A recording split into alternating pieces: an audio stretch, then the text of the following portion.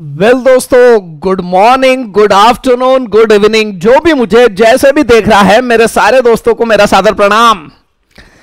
कैसे हो मित्रों? एक नंबर, झकास, फर्स्ट क्लास, चकाचक।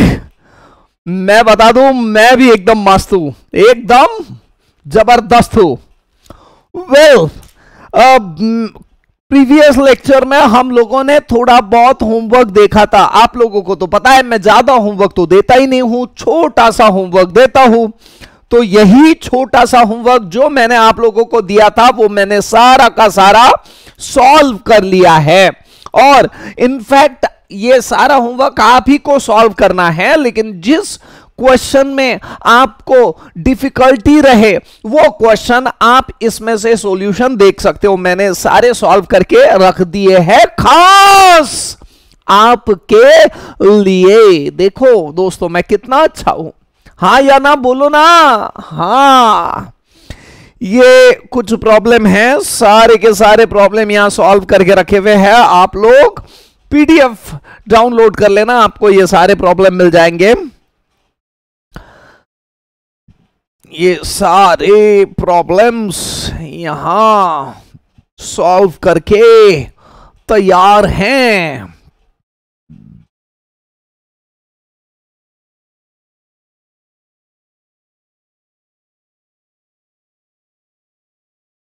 ये आप देख लीजिएगा, मेरा काम यहां पे खत्म हो जाता है और आप ही का काम यहां पे शुरू रहेगा। इनफैक्ट यहां तक ही होमवर्क था, यहां तक होमवर्क था। और ये क्वेश्चन मुझे आज क्लास में लेने का है। 4-5 क्वेश्चन आज क्लास में लूंगा और इसी के साथ में इस परम्यूटेशन और कॉम्बिनेशन के टॉपिक को अलविदा कह दूंगा। पूरी तरह से ये खत्म हो जाएगा।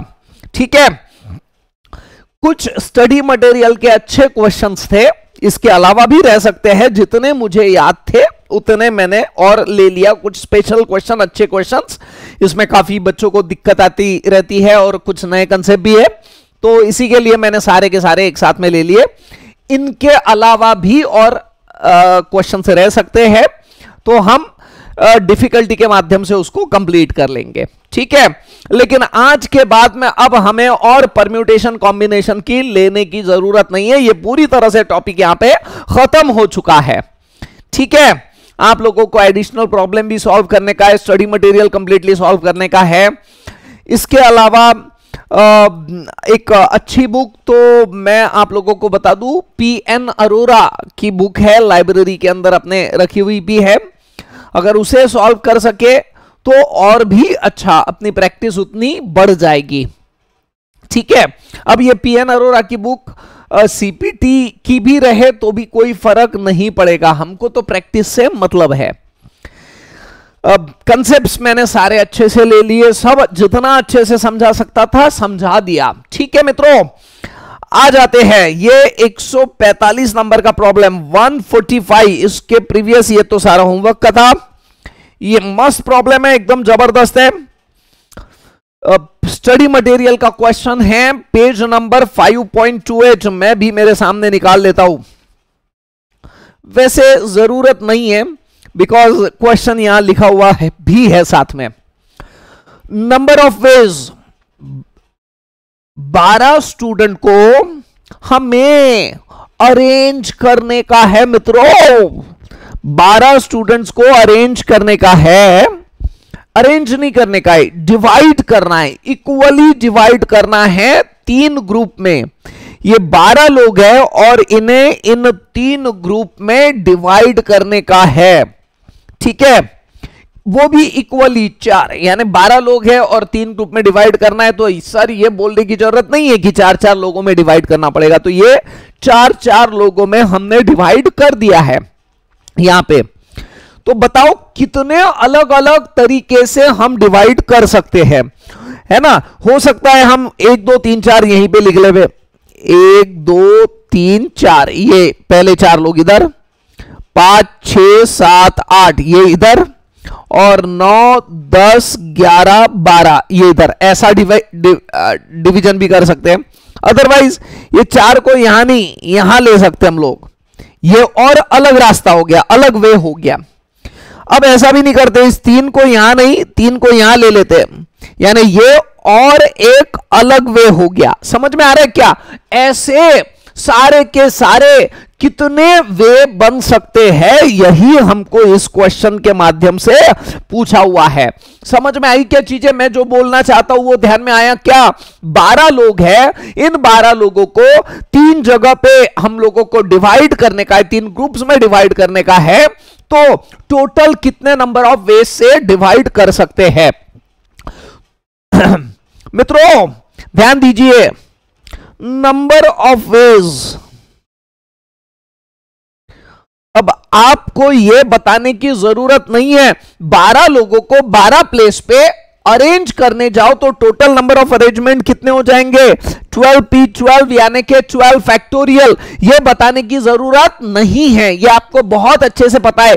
लेकिन चीजें देखिएगा अलग है, विपरीत है ना? ये 12 लोगों को 12 प्लेस पे हम अरेंज करेंगे तो इस अरेंजमेंट में टोटल अरेंजमेंट आ जाएंगे।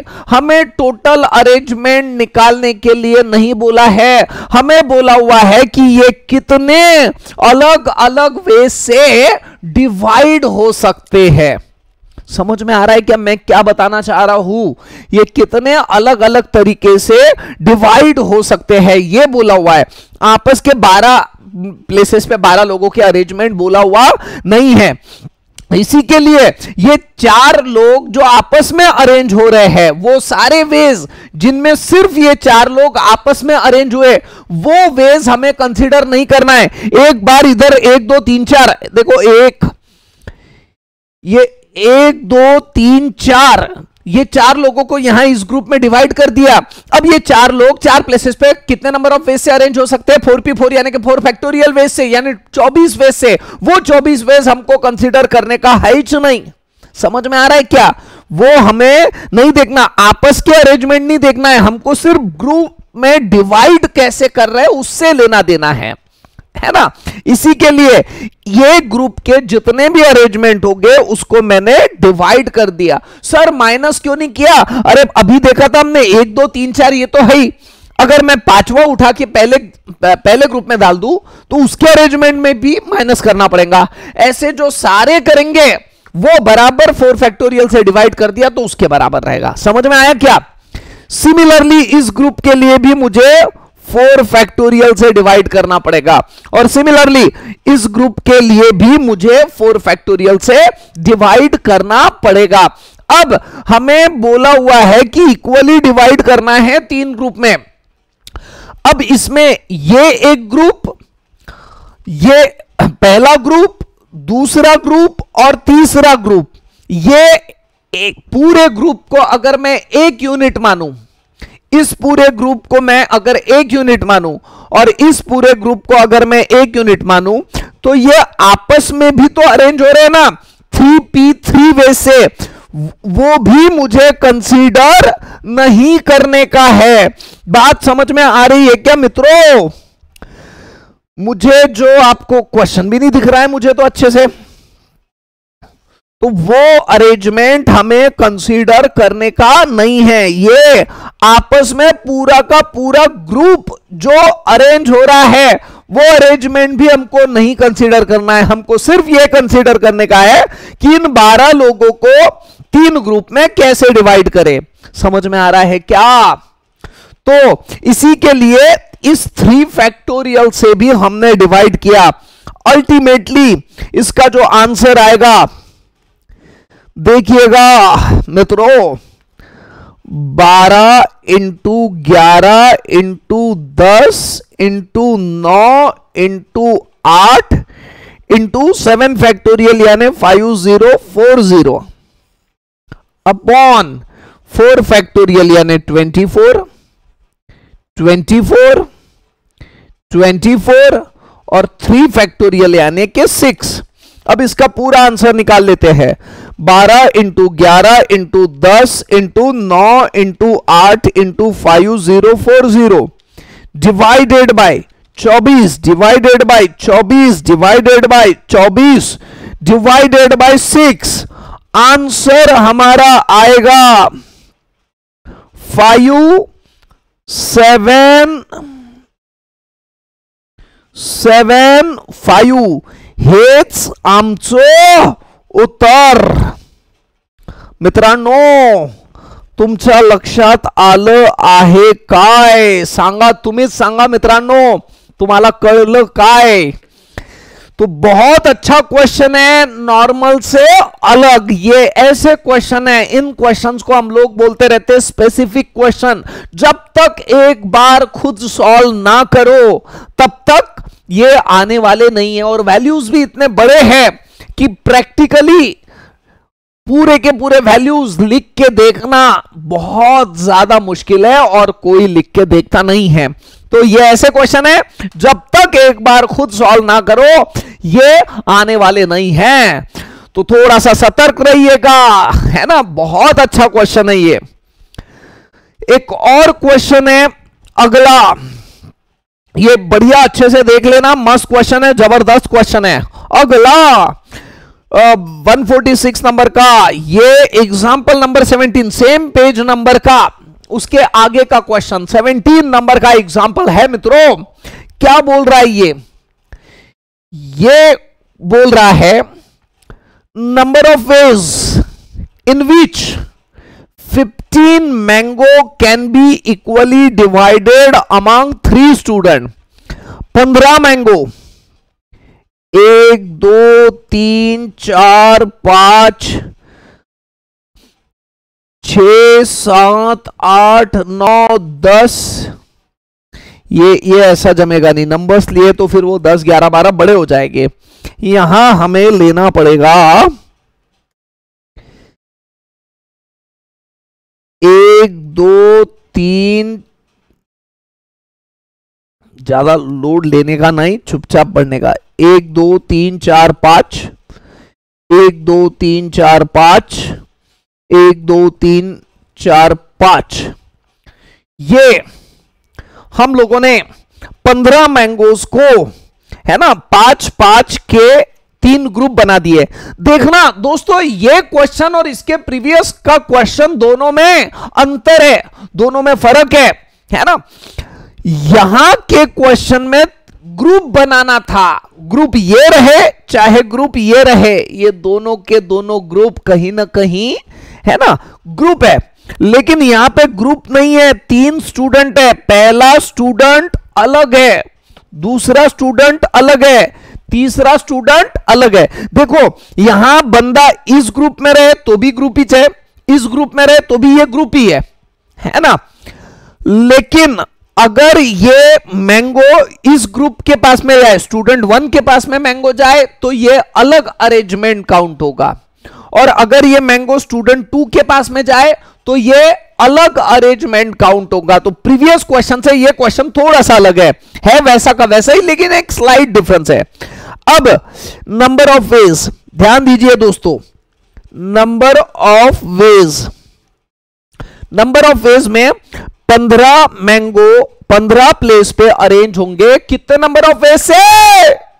15. P15 यानी के 15 फैक्टोरियल वे से, 15 फैक्टोरियल से अरेंज होने वाले हैं. अब इसके बाद में ये बच्चे के पास में जो 5 मैंगो आए हैं वो 5 मैंगो के आपस के अरेंजमेंट को छोड़ दो. इस बच्चे के पास में जो 5 मैंगो आए हैं उस 5 मैंगो के आपस के अरेंजमेंट छोड़ दो. तीसरे बच्चे के पास में जो 5 मैंगो आए हैं उस 5 मैंगो के आपस के अरेंजमेंट छोड़ दो, है ना. एंड अब ये पहला बच्चा, दूसरा बच्चा, तीसरा बच्चा, 3 बच्चे जो है, हमने देखो प्रीवियस क्वेश्चन ने 3 ग्रुप के 3 फैक्टोरियल अरेंजमेंट को हमने क्या कर दिया था, डिवाइड किया. यहां नहीं करेंगे क्योंकि ये नंबर ऑफ मैंगो, ये सारे मैंगो पहले बच्चे के पास में है तो ये अलग वे हो गया, और यही मैंगो दूसरे बच्चे के पास में है तो वो वे अलग हो गया. यानी इनके आपस के जो ग्रुप 1, ग्रुप 2, ग्रुप 3। ये जो मैंगोज के ग्रुप है इनके अरेंजमेंट यानी 3 फैक्टोरियल से मैं डिवाइड नहीं करने वाला हूं। क्यों? क्योंकि पहले बंदे के पास में जो मैंगो है, ये सारे मैंगो अगर दूसरे बंदे के पास में चले गए तो वो अलग वे काउंट होगा। समझ में आ रहा है क्या मित्रों? तो यही एक खास बात है, यहां डिवाइडेड बाय 3 फैक्टोरियल नहीं होगा। हालांकि प्रीवियस क्वेश्चन में हुआ, यही इसमें देखने लायक था। बाकी ये क्वेश्चन भी आसान है, वैसा का वैसा ही है, ज्यादा दिक्कत वाला नहीं है। यह भी क्वेश्चन 1 नंबर झकास फर्स्ट क्लास टकाटक है, बहुत जबरदस्त है। Page number 5.28 question number 15। अरे वाह, वहां के वहीं पे ये क्वेश्चन है। देखो क्या बोला है, बोला ऐसा है, parallelogram, number of parallelogram that can be formed. मैं कुछ बता देता हूं,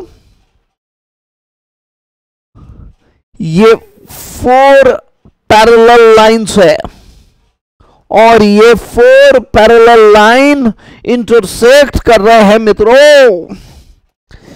इन 3 पैरेलल लाइन को, इन 3 पैरेलल लाइन को ये 4 पैरेलल लाइन इंटरसेक्ट कर रहे हैं।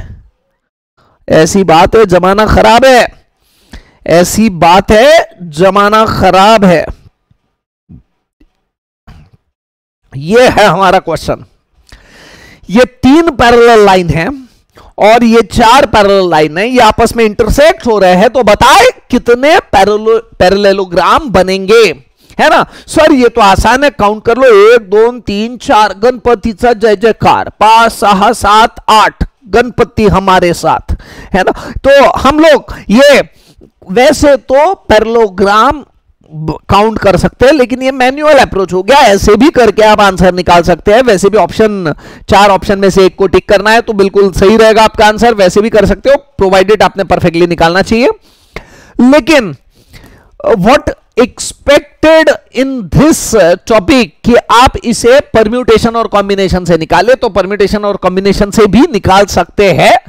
थोड़ा सोचना पड़ता है, आसान है, एकदम आसान है, लेकिन थोड़ा सोचना पड़ता है इसमें।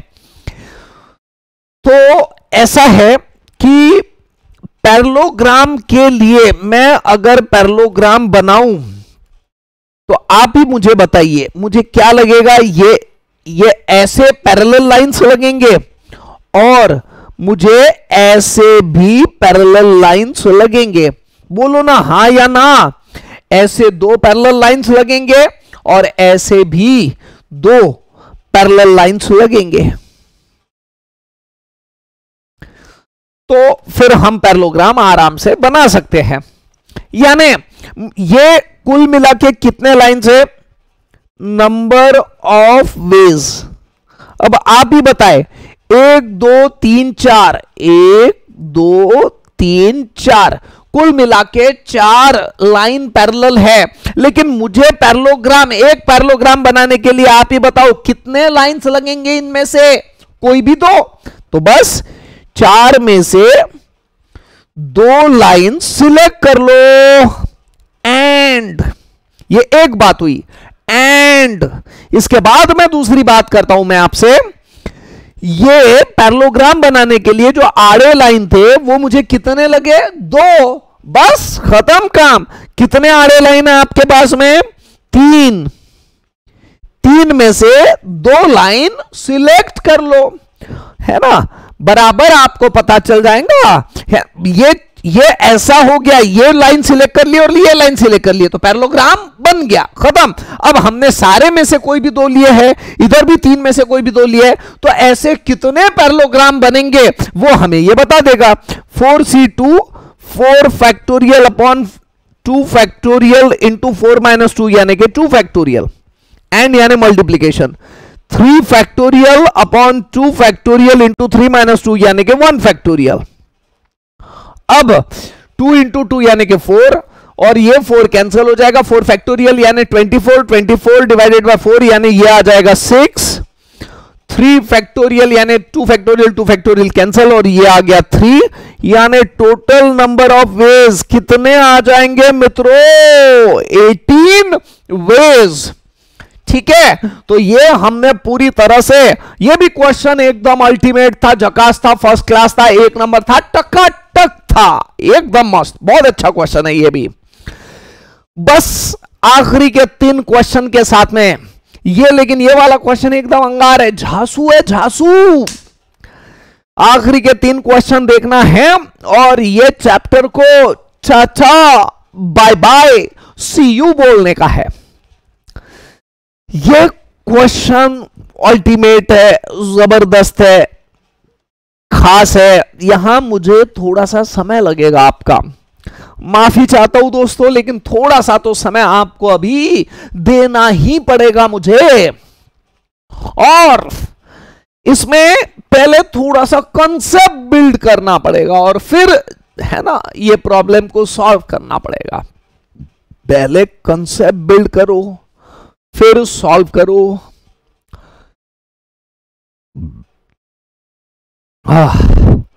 ऊपर वाले उठा ले रे, उठा ले।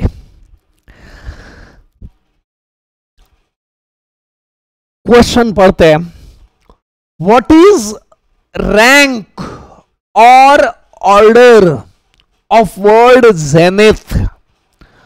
आपको बताने का है रैंक या order of word zenith in dictionary. अब डिक्शनरी के फॉर्म में अगर जेनिथ लिखे तो जेनिथ ये वर्ड कौन से रैंक पे आएगा? सर आप क्या बड़बड़ कर रहे हो, हमको कुछ समझ में नहीं आ रहा है। सच्ची बोलूं मुझे भी कुछ समझ में नहीं आ रहा है। ऐसा नहीं है, मैं बताता हूं, मैं फंडा एकदम अच्छे से क्लियर करता हूं। You need not to worry, आपको बिल्कुल कतई डरने की जरूरत नहीं है। आई विल एक्सप्लेन, मैं आपको बहुत अच्छे से बताऊंगा। कहां रे, कितने बजे देखना पड़ेगा ना। ओए बाप रे, काफी लेट हो गया। चलो ठीक, 10-15 मिनट की बात है, सब खत्म कर देता हूं फटाफट एकदम। देखिए बात कैसी है, मैं एक आसान सा वर्ड लिखता हूं बिल्ली, और उससे आपको समझा देता हूं। ये वर्ड लिखने के बाद में मेरे ख्याल से आपके पूरी तरह से कंसेप्ट क्लियर करने में मैं मदद कर सकूंगा। ये एक वर्ड लिख लिया मैंने, कैट। अब ये कैट क्या बोल रहा है समझिएगा। ये कैट क्या बोल रहा है समझिएगा। अगर मेरे पास में ये वर्ड है कैट और मैं चाहता हूं कि अगर मैं कैट को डिक्शनरी के ऑर्डर में अरेंज करूं तो कौन से प्लेस पे आएगा? अब आपके दिमाग में पता है कि क्या लग रहा है, डिक्शनरी का ऑर्डर यानी डिक्शनरी के अंदर जितने अलग अलग वर्ड्स है वो सारे के सारे, ऐसा आप सोच रहे हो, लेकिन एक्चुअल में चीजें वैसी नहीं है ना। डिक्शनरी का ऑर्डर यानी अल्फाबेटिकल ऑर्डर, और अगर अल्फाबेटिकल ऑर्डर में आप कैट इस वर्ड को अरेंज करते हो तो कैट ये वर्ड कौन से पोजीशन पे आएगा, मैं आपको अरेंज करके बताता हूं। पहला वे, इस कैट को ये नीचे ही लिखता हूं ना मैं। पहला वे, ये सबसे छोटा डिक्शनरी के ऑर्डर में लिखूंगा तो ए सबसे पहले आएगा, ए से जस्ट बड़ा सी और उससे बड़ा टी, यानी ए सी टी ये पहला वर्ड आ रहा है रैंकिंग के ऑर्डर में। दूसरे ऑर्डर में ये ए यहां का यहीं, यानी ये सबसे छोटा पहले। अब इन दोनों का ऑर्डर चेंज करके देखेंगे तो टी सी ये दूसरा ऑर्डर हो गया। तीसरा ऑर्डर यानी तीसरा रैंक, ए से जस्ट बड़ा, ए खत्म हो गया, ए के सारे परम्यूटेशन कॉम्बिनेशन देख लिए, अब अरेंजमेंट देख लिए। अब ए से जस्ट बड़ा यानी कि सी, अब सबसे छोटा बचे हुए दो में से, सी को छोड़ दो, बचे हुए दो में से सबसे छोटा ए और उससे बड़ा टी, यानी कि अगर मैं डिक्शनरी के ऑर्डर में अरेंज करूं तो ये सी तीसरे पोजीशन पे आ रहा है। सर चौथे पोजीशन पे क्या आ रहा है? सी यहां के यहीं, TA। सर पांचवें पोजीशन पे क्या आ रहा है? C से जस्ट बड़ा अल्फाबेट यानी कि T। अब सबसे छोटा अल्फाबेट यानी कि A और C। सर छठवें पोजीशन पे क्या आ रहा है? TCA। अब ये तीन ही अल्फाबेट थे, तो इस वजह से हमने क्या कर दिया, सारे के सारे अरेंजमेंट लिख लिया। देखो ना, है ना, 3P3 यानी कि 3 फैक्टोरियल यानी कि कुल मिला के 6 वेज होते हैं, और हमने सारे 6 के 6 वेज लिख लिए। लेकिन ये अरेंजमेंट डिक्शनरी के ऑर्डर में किया, यानी अल्फाबेटिकल ऑर्डर के अंदर अरेंजमेंट किया। अब इसमें से पूछा है कि कैट कौन से पोजीशन पे है, तो कैट तीसरे पोजीशन पे है। ये है ये क्वेश्चन। समझ में आया क्या? फंडा देखा हमने, फंडा। आओ सिखाऊं तुम्हें अंडे का फंडा, इसमें छुपा है जीवन का मरज़फा। अब वर्डिंग मेरी एग्जैक्ट नहीं आती है, तो आप मुझे माफ कर दिया करो। तो यहां मैंने आपको बहुत अच्छे से ये कंसेप्ट बताया, टू माई सेटिस्फैक्शन। मुझे ऐसा लगा कि मैंने बहुत अच्छे से बताया। अब ये कैट छोटा सा वर्ड देखा था, ऐसा ही वर्ड एक थोड़ा सा बड़ा वर्ड है ज़ेनिथ। 6 अल्फाबेट इसके अंदर है, और उसमें भी जेड है ना, सबसे बहुत आखिरी में आएगा जेड, तो उससे छोटे अल्फाबेट तो बहुत सारे हैं। तो वो कौन से ऑर्डर में आएगा वो निकालना है हमें। सर कैसे? कोई खास बात नहीं है, आप देखो एक बार समझ में आ गया तो इस तरह के क्वेश्चन एकदम आसान है। देखिए हम लोग लिख लेते हैं ZENITH,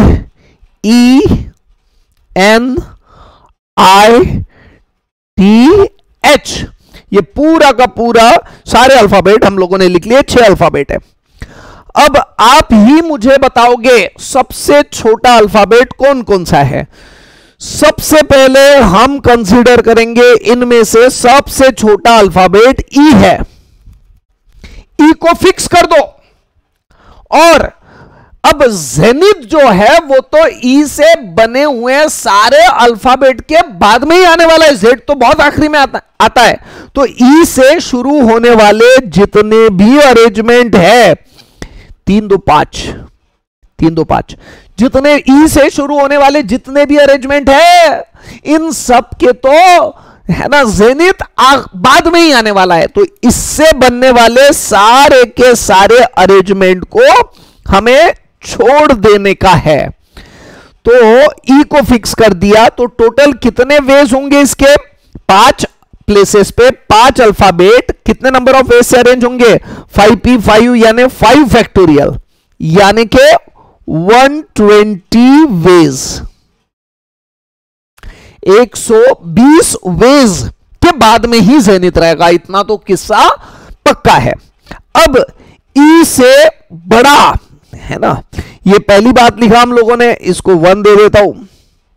2 ई से जस्ट बड़ा, मैं पेन जानबूझ के चेंज कर देता हूं ताकि समझने में आसानी जावे। सेकंड, ई से जस्ट बड़ा अल्फाबेट EFGH, ई से जस्ट बड़ा H है। H को फिक्स कर दो। जेनिथ Z से शुरू होने वाला है, वो तो H के भी बहुत आगे आने वाला है। तो इससे बनने वाले जितने भी अल्फाबेट है उन सारे अल्फाबेट को छोड़ दो।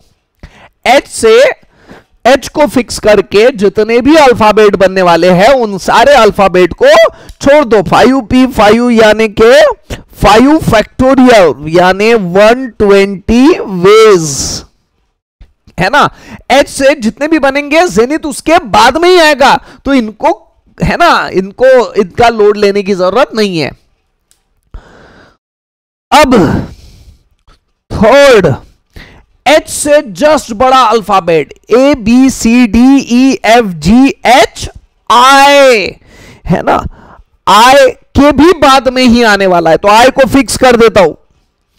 I से I पहले पोजीशन पे आएंगे। ऐसे कुल मिला के कितने वर्ड रहेंगे? 5P5 यानी के 5 फैक्टोरियल यानी के 120 वेज। इनसे ये आई से बनने वाले अल्फाबेट से भी बाद में आएगा जेनिथ, क्योंकि जेनिथ तो जेड से बन रहा है ना। आई के अल्फाबेट तो उसके पहले ही आ जाएंगे डिक्शनरी के ऑर्डर में या अल्फाबेटिकल ऑर्डर में। तो हमारा जेनिथ तो उसके भी बाद में आएगा। ध्यान में आ रहा है ना मैं जो बोल रहा हूं? अब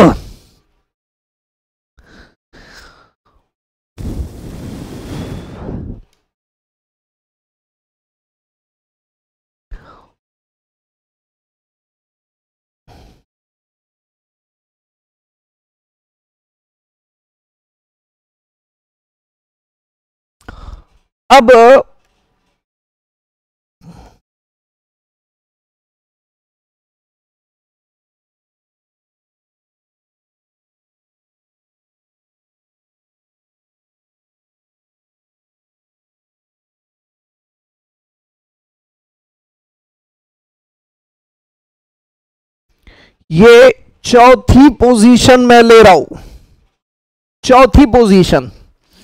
चौथे पोजीशन पे आई से बड़ा अल्फाबेट, आप ही बताए आई से बड़ा अल्फाबेट है ना, A B C D E F G H I J K L M N.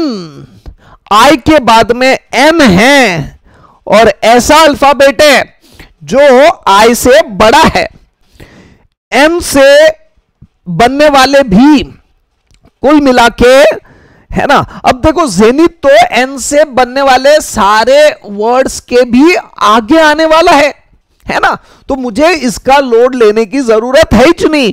N से कितने वर्ड बन रहे हैं? 5p5 यानी कि 5 फैक्टोरियल यानी के 120 वेज इनसे भी बाद ही में आने वाला है।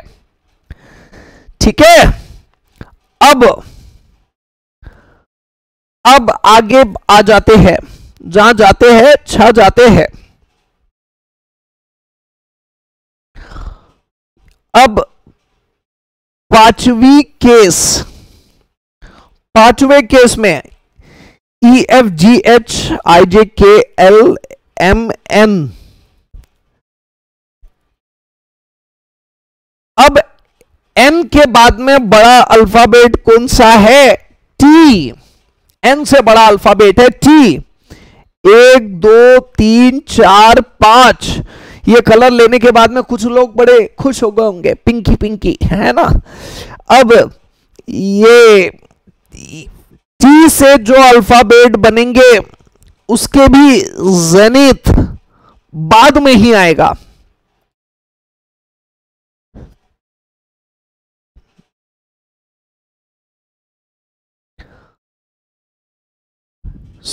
छठवा, अब थोड़ा सा सतर्क हो जाना, यहां पे सिचुएशन बड़ी गंभीर है।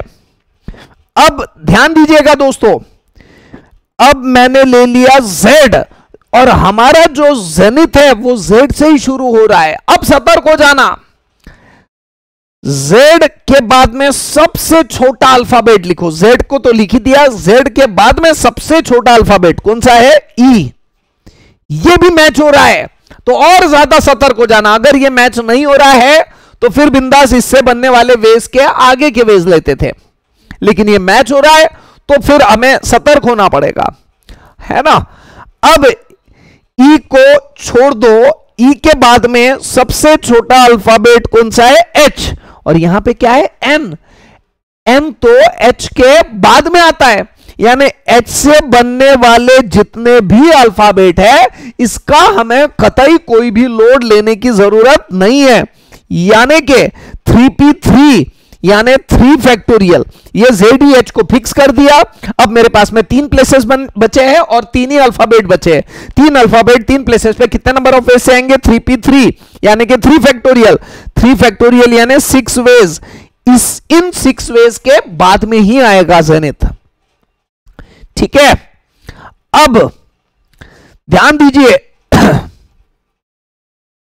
पूरा अच्छे से ध्यान दीजिए, एकदम जबरदस्त। 7वां Z लिख लिया, E लिख लिया, है ना। H से बड़ा लिख लिया मैंने, I लिख लिया। और यहां पे क्या है? N है। N तो I के बाद में आएगा, तो मुझे आई से बनने वाले वेज से कतई दिक्कत नहीं है, क्योंकि जेनिथ तो इनके बाद में ही आने वाला है। 3p3 यानी 3 फैक्टोरियल यानी 6 वेज, इनके बाद ही में जेनिथ आएगा, तो मुझे बिल्कुल भी दिक्कत नहीं है। 7 के बाद में 8,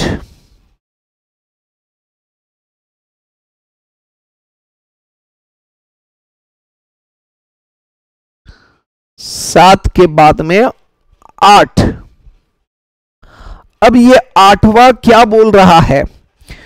Z E I से जस्ट बड़ा, I से जस्ट बड़ा N, और यहां N मैच हो रहा है, तो मुझे सतर्क हो जाना पड़ेगा।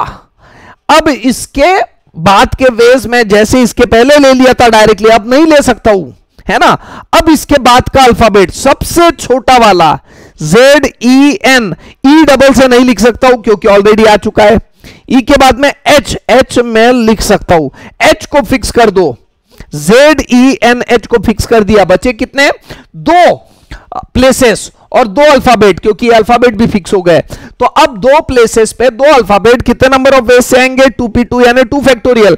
इन 2 फैक्टोरियल यानी ये जो वेज रहेंगे ZENH से शुरू होने वाले, उनके बाद में ही जेनिथ आएगा, क्योंकि ये H वाले वेज है और हमारे I के आगे के IH के बाद में आते रहता। तो ये 2 फैक्टोरियल यानी 2 वेज जो रहेंगे उसके बाद में ही जेनिथ ये वर्ड आने वाला है। ठीक है, तो हमें इसका कतई बिल्कुल भी लोड नहीं है। अब आगे देखते हैं 9th नंबर पे। मित्रों 9th नंबर के ऊपर आने वाला है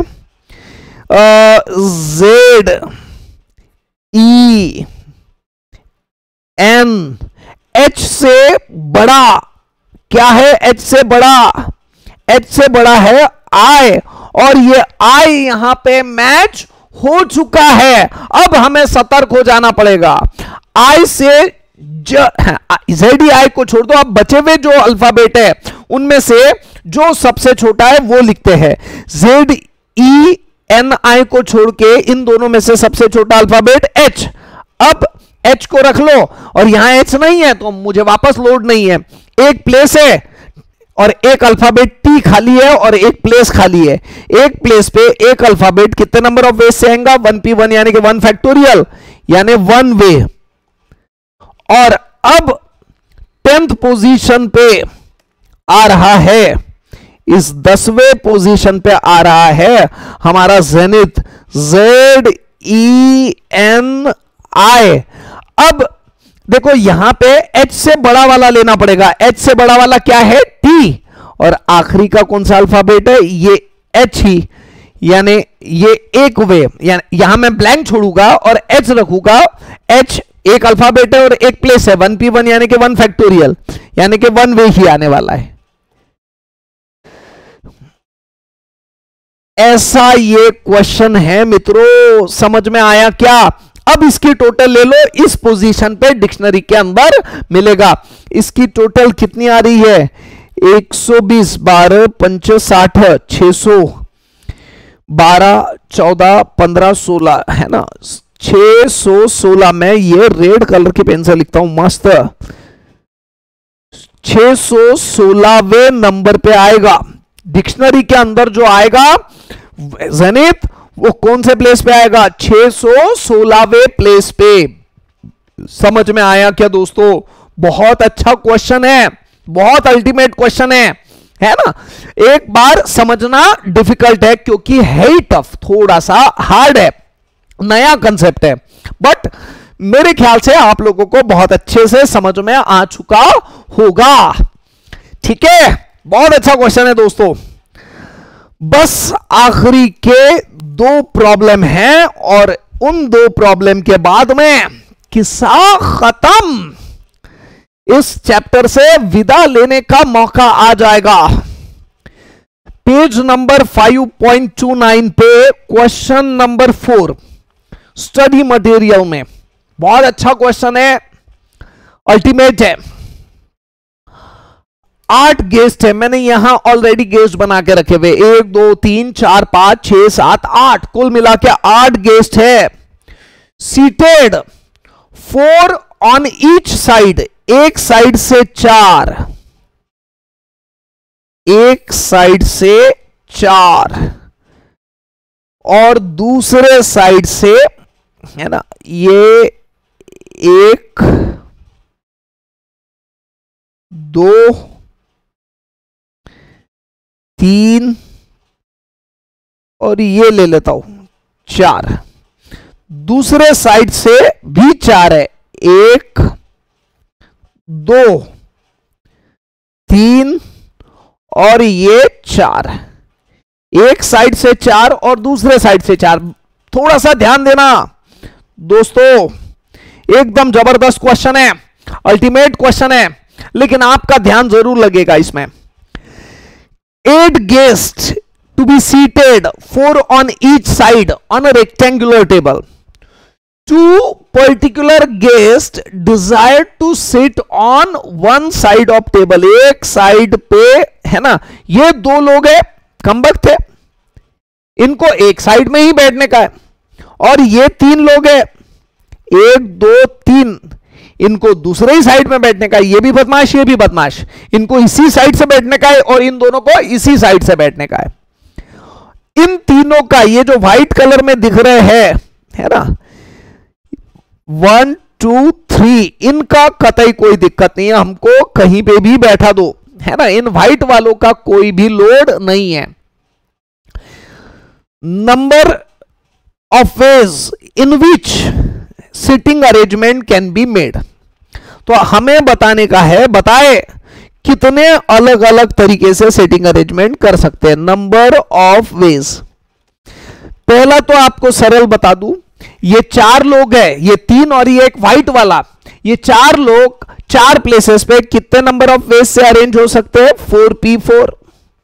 एंड यहां पे भी 4 लोग हैं, ये 4 लोग इस 4 प्लेसेस पे कितने नंबर ऑफ वेज से अरेंज हो सकते हैं, 4p4, है ना, इसमें तो कोई भी दिक्कत नहीं है। अब ध्यान देना, इसी के बाद में खास वाली बात है इसके अंदर, ये 3 लोग 1 2 3 व्हाइट कलर वाले 1 2 3, इन तीनों लोगों का कोई दिक्कत नहीं है, ये कहीं पे भी आ सकते हैं, इनका कुछ बोलना नहीं है कि हमको इसी साइड से बैठना, ये पहले को इधर लेके आ जाओ, दूसरे को इधर लेके आ जाओ, तीसरे को इधर लेके आ जाओ, कोई दिक्कत नहीं है, इनका कुछ बोलना नहीं है। अब आप मुझे बताएं, ये 3 लोग हैं, इन 3 लोगों में से 2 लोग इस साइड से आएंगे और एक बंदा इस साइड से आएगा। अब 3 लोगों में से 2 लोग मुझे यहां पे क्या करना पड़ेगा, सिलेक्ट। अरेंजमेंट तो मैं ऑलरेडी कर लिया 4p4 के अंदर, ये जो 4p4 किया था इसके अंदर यहां का अरेंजमेंट कर लिया। अब मुझे अरेंजमेंट नहीं, ये 3 में से कोई भी 2 लोग मुझे सिलेक्ट करना पड़ेगा इस साइड में अरेंज करने के लिए। समझ में आ रहा है क्या? तो ये व्हाइट वाले जो 3 लोग हैं उनमें से मैं कोई भी 2 लोग सिलेक्ट करूंगा इस साइड में अरेंज करने के लिए। एंड ये व्हाइट वाले 3 लोगों में से एक को सिलेक्ट करूंगा। अब एक 3 लोगों में से नहीं, 3 में से 2 ऑलरेडी इधर आ चुके हैं, अब बचा कितना है, एक में से एक को, सॉरी मैं सिलेक्ट बोला लेकिन लिखा पी, 3 में से 2 को सिलेक्ट करूंगा और यहां 3 में से किसी एक को सिलेक्ट करूंगा। समझ में आ रहा है क्या मित्रों? अब इसका आंसर निकालता हूं। अब इसका आंसर निकालते हैं तो यह आ जाएगा 4p4 यानी कि 4 फैक्टोरियल यानी कि 24, 4p4 यानी कि 4 फैक्टोरियल यानी कि 24, 3c2 3 factorial upon 2 factorial into 3 minus 2 यानी कि 1 फैक्टोरियल, 3c1 यानी कि 3, सही है ना? 3c1 नहीं आएगा, 1c1 आएगा। मैं गलत लिख दिया, मैं बोलते वक्त बोला था 1c1 और लिख दिया। क्यों 1c1 आएगा? अरे 3 लोग में से 2 तो यहां आ ही गए, बचा कितना? एक ही बचा ना व्हाइट, और वो वहां पे आ गया 1c1 यानी कि 1। अब इसे सॉल्व करते हैं। 24 इंटू 24 इंटू ये 3 इंटू 1 लिखने की जरूरत नहीं है, अब थोड़ा सा कैलकुलेटर की जरूरत पड़ेगी। 24 इंटू इक्वल्स टू 576 इंटू 3 यानी 1728 हेच आहे आमचो उत्तर। यही है हमारा आंसर। भाई और बहनों, बहुत अच्छा क्वेश्चन है, थोड़ा सा ध्यान से देखिएगा, वापस से सॉल्व कीजिएगा। ये इसके प्रीवियस का भी जो क्वेश्चन देखा था ये भी बहुत जबरदस्त था। इसके और नंबर ऑफ क्वेश्चंस करने के बाद में आपको पूरा कॉन्फिडेंस आएगा। स्टडी मटेरियल में 1-2 क्वेश्चंस है, पीएन अरोरा में भी मिल जाएगा। सारे के सारे ये स्पेशल क्वेश्चन है, मस्त एकदम जबरदस्त क्वेश्चन है। ये भी क्वेश्चन एकदम बढ़िया था। अब देखते हैं आखिरी का question, the last question of this chapter. अब ये लास्ट क्वेश्चन, इसको भी पढ़ के समझ लेते हैं। सॉल्यूशन,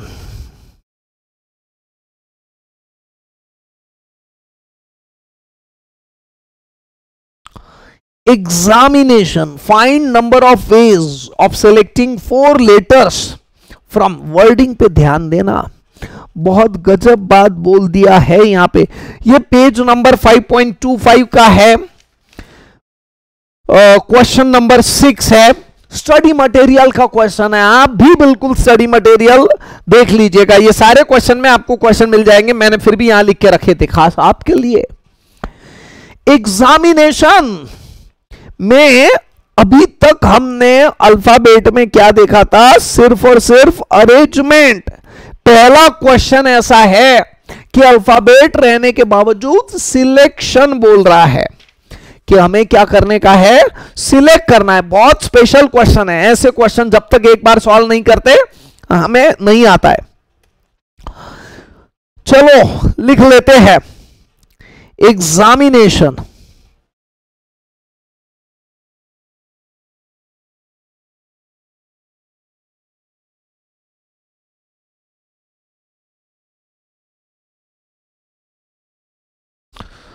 मैं इसे सॉल्व करूं नंबर ऑफ वेज, तो मैं पहले नंबर ऑफ वेज लिखने से पहले काउंट कर लेता हूं। 1 2 3 4 5 6 7 8 9 10 11, कुल मिला के इसके अंदर 11 अल्फाबेट है। और हमें इन 11 अल्फाबेट को अरेंज नहीं करना है, हमें इन 11 अल्फाबेट को सिलेक्ट करना है। लेकिन कितने अलग अलग तरीके से हम सिलेक्ट कर सकते हैं। 11 को सिलेक्ट नहीं करना है, 4 ही लेटर्स इसमें से सिलेक्ट करना है। 11 में से सिर्फ 4 लेटर सिलेक्ट करना है। लेकिन बात ऐसी है, ये 11 लेटर में कुछ आप अगर नोटिस करोगे तो जैसा ए और ए 2 बार आया हुआ है, ए आई 2 बार आया हुआ है, एन 2 बार आया हुआ है, यानी कुछ अल्फाबेट है ना 1 से ज्यादा बार आ रहे हैं, उनका भी ध्यान रखना पड़ेगा। ये अरेंजमेंट नहीं है, अरेंजमेंट में तो डिवाइडेड बाय 2 फैक्टोरियल कर दो 2 बार आ गया तो, लेकिन यहां अरेंजमेंट थोड़ी चलने वाला है, ये तो कॉम्बिनेशन है, यहां तो सिलेक्ट करने का है। अब मैं क्या करता हूं इसके लिए, मैं सारे के सारे अल्फाबेट एक प्रॉपर वे में लिखता हूं। रिपीट आने वाला ए है तो ये ए लिख दिया अलग से। इसके बाद में रिपीट आने वाला कौन सा है, एम नहीं है, आई है, आई लिख दिया 2 बार अलग से। और रिपीट आने वाला कौन सा है, एन और एन, ये भी लिख दिया अलग से। अब इसके अलावा बचे हुए सारे के सारे अल्फाबेट जैसे कि वैसे लिख दे रहा हूं। ई एक ही बार आया हुआ है, एक्स एक ही बार आया हुआ है, एम एक ही बार आया हुआ है, पी एक ही बार आया हुआ है और ओ भी एक ही बार आया हुआ है। यानी 1 2 3 4 5 6 7 8। अगर मुझे कोई पूछे कि कितने अल्फाबेट है इसमें, तो मैं बोलूंगा अल्फाबेट तो 8 ही है, क्योंकि ए 2 बार आ रहा है, आई 2 बार आ रहा है और एन 2 बार आ रहा है। कुल मिला के अल्फाबेट इसमें 8 ही है। अब देखते हैं सिलेक्शन हमें सिलेक्ट करने का है। पहला तरीका, number of ways of selection, number of ways, पहला तरीका क्या है सिलेक्शन का? हम क्या करेंगे इसमें, ये 4 प्लेसेस है ना, ये 4 प्लेसेस 1 2 3 4, पहले 2 है ना सेम अल्फाबेट ले लेंगे ए और बाद में के 2 भी सेम अल्फाबेट, जैसा आई एन एन, समझ में आ रहा है क्या? ए आई या ए एन एन, समझ में आ रहा है क्या? सिलेक्शन ही तो करने का है, अरेंजमेंट तो है ही नहीं इसमें। ऐसा मैं एन एन ए तो बोलूंगा ही नहीं इसको, है ना, बिकॉज सिलेक्शन ही है एक तो मैं, तो ऐसा समझ में आ रहा है क्या? तो अगर मुझे पहले 2 अलाइक लेना है और बाद में के 2 है ना अलाइक यानी कि सिमिलर, पहले के 2 सिमिलर और बाद में के 2 सिमिलर, ऐसा मुझे सिलेक्शन अगर करना है तो मैं कैसे करूंगा, आप ही बताएं। इसमें एक तो ऐसा सिलेक्शन, और या तो दूसरा तरीका, इन चारों में पहले के 2 मैं ले लूंगा सिमिलर और बाद में के 2 मैं ले लूंगा अलग अलग डिफरेंट। यहां पे ये सिमिलर वाली बात लिखा था मैंने, है ना, ये पहले के 2 सिमिलर बाद में के 2 डिफरेंट। और तीसरा तरीका मैं लेता हूं 1 2 3 4, चारों के चारों डिफरेंट।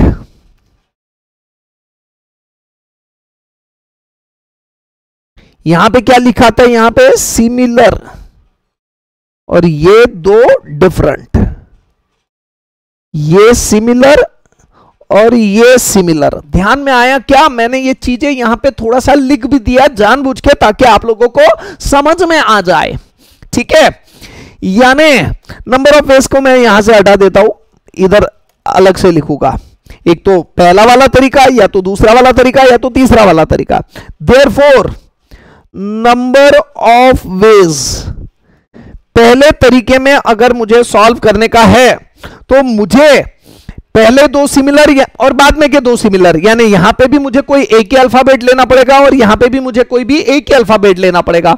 लेकिन अल्फाबेट चूज करते वक्त ऐसा अल्फाबेट चूज करना पड़ेगा जो 2 बार आ सके। तो ए 2 बार आ सकता है क्योंकि वो ऑलरेडी 2 है हमारे पास में, आई 2 बार आ सकता है क्योंकि वो ऑलरेडी हमारे पास में है, एन भी 2 बार आ सकता है क्योंकि वो भी 2 है। लेकिन ई एक्स एम टी ओ ये 2 बार नहीं आ सकते क्योंकि वो एक ही अल्फाबेट है।